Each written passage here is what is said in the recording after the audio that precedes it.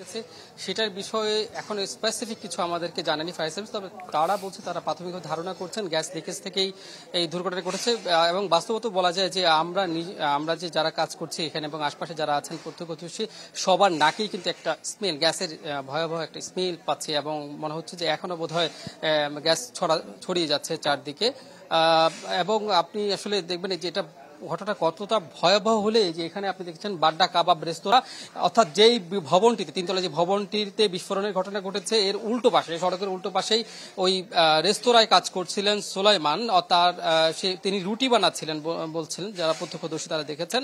এবং ওই কর্মরত অবস্থায় মূলত এই ভবন থেকে ঠিক রাস্তার উল্টো পাশে কাজ করা ওই সোলাইমানের মাথায় গিয়ে আঘাত করে এবং সোলাইমানের মাথায় এতটা আঘাত করেছে তার মাথার মগজ চারদিকে ছড়িয়ে ছিটিয়ে আছে। এবং এই ভবনটি তিনতলা ভবন, পুরো বলা যায় তিনতলা ভবনটি যেন একরকম গ্যাসের কি বলা যায় যে গোডাউন ছিল। কারণ এই শুধুমাত্র যে নিচতলায় বিস্ফোরণ হয়েছে তা না, পুরো ভবনটির প্রত্যেকটি রুমে প্রত্যেকটি যে জানালা আছে অর্থাৎ থাই গ্লাস আছে এবং দরজাগুলো আছে সবগুলো ক্ষতিগ্রস্ত হয়েছে। দরজা উড়ে গিয়েছে, থাই উড়ে গিয়েছে, এমনটা আমরা দেখতে পাচ্ছি। আপনারা আমাদের ক্যামেরায় আপনারা যেটা দেখতে পাচ্ছেন যে এখানে যে ভবনটির নিচতলা যে একটি কক্ষ রয়েছে সেই কক্ষটিতে আপনি দেখেন কতটা ভয়াবহ রকম অবস্থা। এবং এখানে পর্যাপ্ত পরিমাণে ভেন্টিলেশনের ব্যবস্থা ছিল না এমনটা বলছিল ফায়ার সার্ভিস।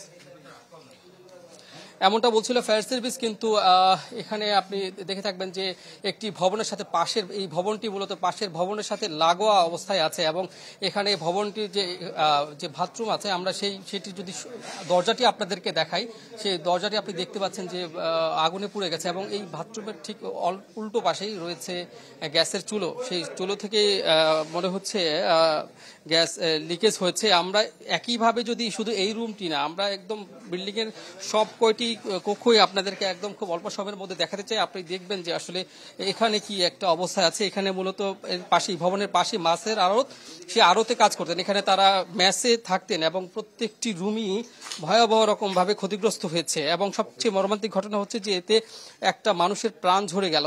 এবং এই ঘটনা আসলে কার অবহেলা আছে, কার গাফিলতি আছে এটি তদন্ত করে পরবর্তীতে জানানো হবে আমাদেরকে জানিয়েছেন ফায়ার সার্ভিস। এবং এখানে কিন্তু পুলিশের বুঝতে পেরেছি, ধন্যবাদ।